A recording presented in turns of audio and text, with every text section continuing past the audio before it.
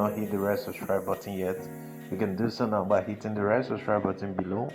Also, you can hit the push notification button so that you can get more updates from this channel. Thank you. Okay, let's go to the business of today.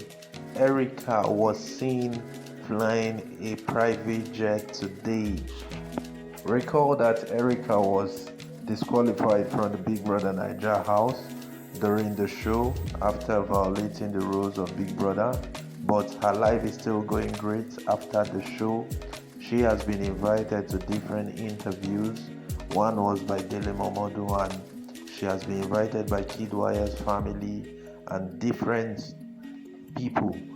Many people set up a GoFundMe for her, which amounted to about $100,000 so she can get the prize money she missed from the Big Brother Naija show.